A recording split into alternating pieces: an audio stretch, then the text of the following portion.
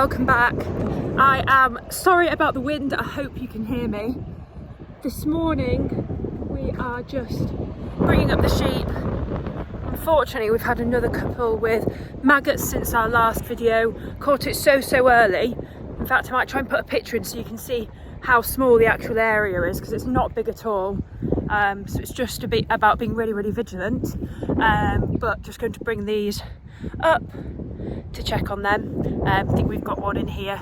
They're not showing many signs. They're not dirty. The maggots are starting in the middle of their back where they're clean.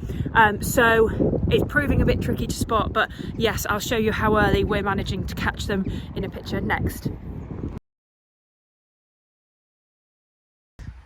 This little dog is really tired. Our agronomists are here today for a soil day, and one of them has brought their lovely spaniel, so Ralph's been playing with her. Despite the fact that it's actually quite windy, it is really mild, so that, going back to the maggots, that dampness but still with that warmth, despite the fact we're in October, is just causing havoc with the maggots. Interestingly, just had a catch up with the vet the other day, and they have just seen loads of cases as well. So it's obviously just the time of year and the year, which is really contributing it, which isn't ideal. But as I said, it's all about being vigilant. We're lucky in that all our sheep are close to home, so we can keep a good eye on them. It's not too hard to bring them in to treat them, but if we don't catch them early, it causes real problems for them. But we haven't had any which I would consider bad, which is lucky. One of the telltale signs that I'd usually be looking out for is dirty wool. So not even necessarily wool with poo on it, but wool which is discoloured. That's almost like the kind of juice and grime that the maggots create. However, since it is October, the fleeces are a bit longer. Those juices are taking longer to come out, so actually you can't rely on seeing a dirty patch for the maggots. So I'm actually looking more at the behaviour of the sheep. Are they standing a bit weird? There was one yesterday, couldn't see, a black sheep, so you couldn't see any dirty patches at all, but I just thought she was standing weirdly, and I guess that's about kind of just watching the sheep. Some of them turn round to nibble on their backs, maybe kick their legs a little bit, maybe ears down a bit, looking sorry for themselves, but it's all of those signs to be looking out for that just show that they're looking a bit different to normal. Well, good morning from Germany. Yesterday was quite a long haul with the travelling. I left the house I think at 6 was it, and then got here to the hotel at about 5:30. 2 flights, so we had Manchester to Munich, Munich to Cologne. So a busy day of travelling, particularly when you're not used to travelling, but made it. We had a meal last night, and then this morning we are ready to head to Anuga.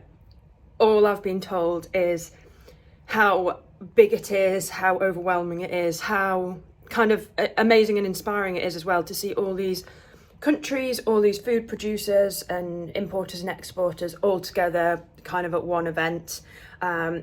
We are there, so Joe Seals is here, some of you probably watch his videos, and then there's another couple of farmers as well, and then the AHDB team are all here as farmers.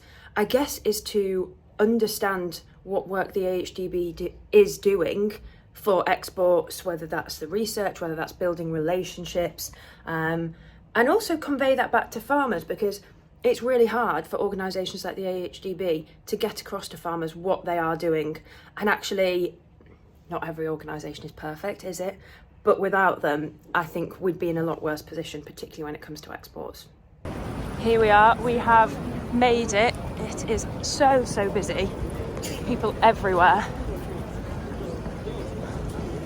Let's hope we don't get lost. Anuga ticket. We are currently in the drinks section, and it is crazy. I can't get over kind of how sleek things are, if that makes sense. You know, often you go to agricultural shows which are very much outside in the mud, but here it just looks so modern yeah, and fresh. In Anuga, Germany, and we have Taylor's of Harrogate, literally down the road. Are you guys fans? We have made it to the meat hall, what seems like hours later. It's absolutely massive. What strikes you is it just smells delicious as you are walking here, and that's because people are cooking all sorts for us to try. There's samples everywhere, there's meat hanging up, looks absolutely fantastic. So here we go, fridges.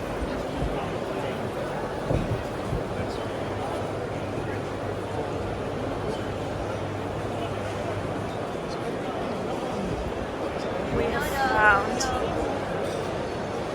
Great Britain and Northern Ireland. Now on this stand there are lots of other companies who effectively get a slot on the AHGB stand.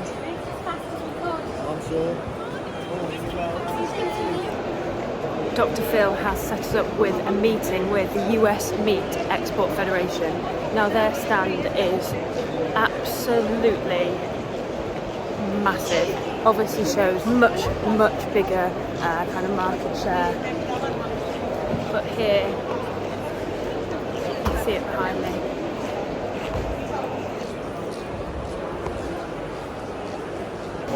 We've just finished on the US stand, and really fascinating to hear, I guess, a similar organisation to the AHDB gathering funding every time an animal changes hands. That's when it comes to beef.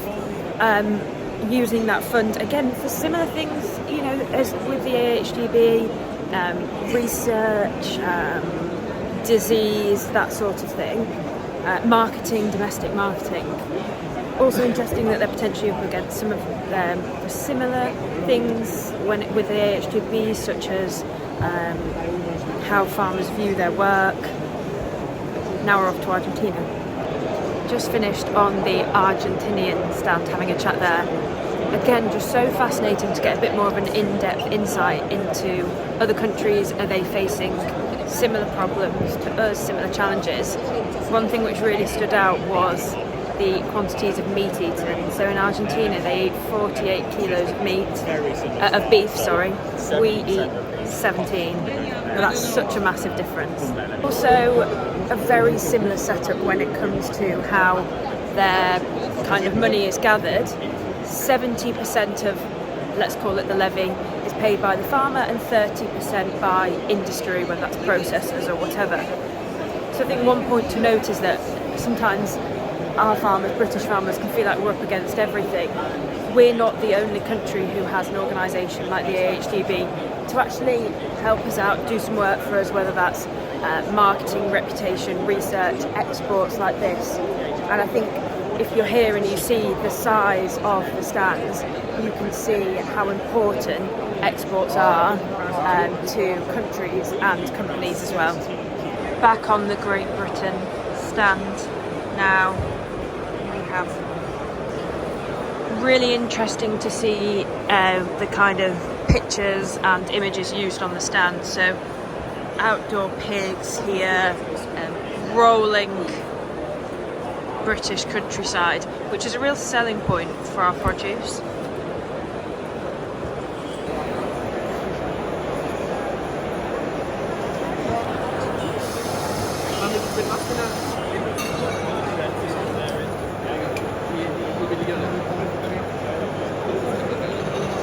Can't wait to eat this later. I don't know what it is. What are we having? No idea. Hopefully you could see from those videos of Anuga just the scale, the amount of companies, exporters, countries represented there. A really fantastic opportunity, and has definitely opened my eyes to how important it is to have representation on that global stage. Probably a couple of key take-homes, and it's so hard to sum it up Ralph here in a video, or I'll be doing an Instagram post. First thing is that we're not the only country who has an organisation like the AHDB. So sometimes I know as farmers we feel up against it, we feel like we're paying money here, there and everywhere. But actually it's clearly a kind of structure which is recognised, a type of funding gathering, I guess, that is used in other countries as well. And actually our levy figure, our amount, is pretty comparable to other countries, which I actually think is really reassuring. The other thing that I think is a big take home is that we obviously know we're producing good meat, it's sustainable, it's high welfare, and we obviously think it's up there with some of the best in the world. But ultimately all the other countries who are there too, who are producing meat to export, also think that theirs is some of the best in the world. So there really is competition out there, and as I've kind of said before, I went with the AHDB, and I'm not here to specifically push their messages, they haven't told me what to say, but it is kind of reassuring that we have an organisation who is working, whether you see the work or not, whether it's behind the scenes, to actually get us into those export markets, to make those relations with other countries as well. And yeah, I just think there's so much more which goes on, and it's been fascinating, and I would consider myself very lucky to have had the chance to go to Anuga and see what goes on there. But it is absolutely back to reality. We have some store lambs. As you can see, there's plenty of grass behind me, and so these are basically eating the grass, keeping it down for us. A store lamb is a lamb which isn't finished, ready for market, ready for the food chain yet. So people often buy in stores to then grow them on and then sell them, ideally when they've grown a bit and they're ready for market, into the food chain. Well, on here, the sort of new arrivals I'm usually showing you are very much farm arrivals, maybe a tractor. Today it's a bit different.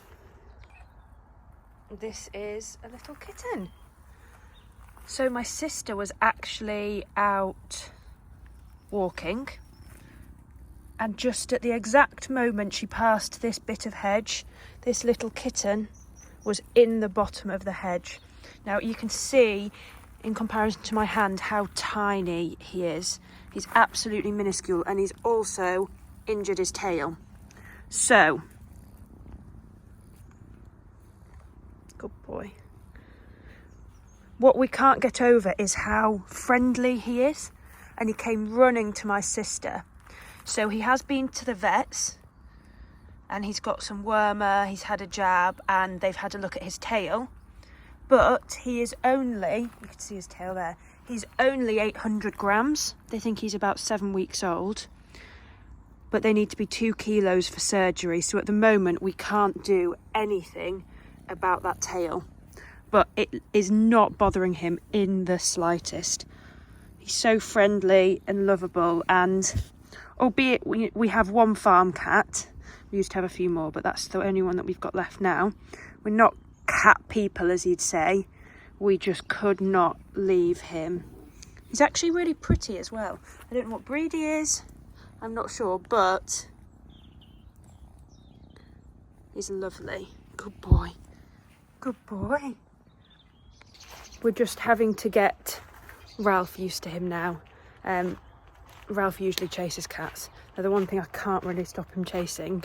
So yeah, we're just having to play that by ear. But this little one is in a cage in the kitchen at the moment. He will eventually, hopefully everything goes well and we keep him, he will eventually be more of a farm outside cat, but obviously it's too cold now, and whilst he's trying to recover, we need him inside. This is where we've got him at the moment. So it's just a dog cage. I've made this cardboard toy here. He's got a toy as well. A DIY litter tray just with some sand in. Oh, he's digging in that. I think that's a good sign. And some water for now. It's not perfect, but it's better than what he was in, the freezing cold outside with his tail literally hanging off. So hopefully we've saved him. He'll have a nice life with us.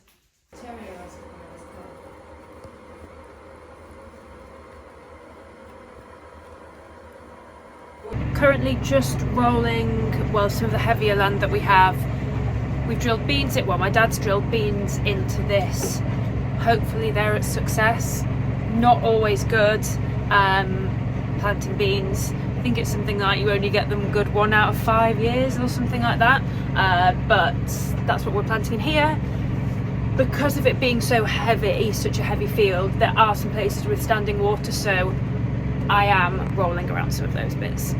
So here, for example, there's some water standing in the tram lines, so I am just fully avoiding that. It could be worse, but also not worth risking it.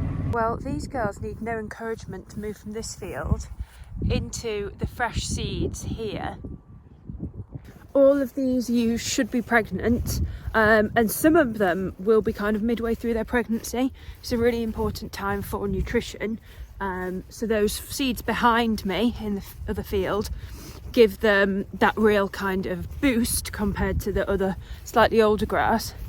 But we've also got to be conscious that because of a lot of rain, the grass is actually really wet, and we don't want to cause the ewes to scour, basically. So we're bringing them back onto this older grass to ensure that we're still giving them a bit of a balance. But yeah, fingers crossed.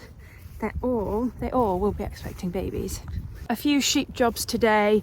I'm trying to get everything caught up on. I had a big day working at Bentham Auction yesterday, helping out my sister and the team there.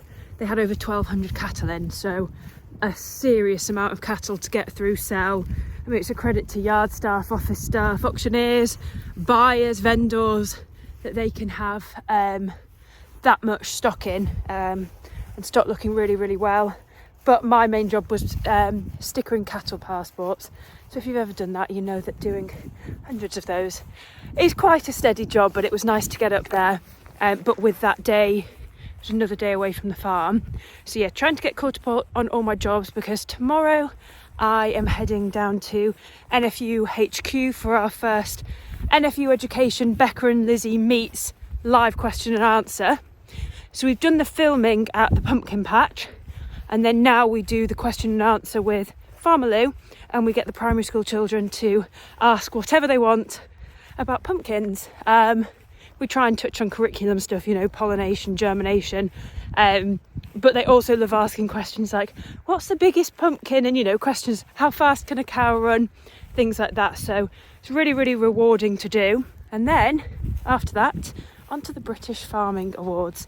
Very, very excited to be going to that tomorrow evening. So hopefully, all being well, I'll give you an update from what I'm getting up to there.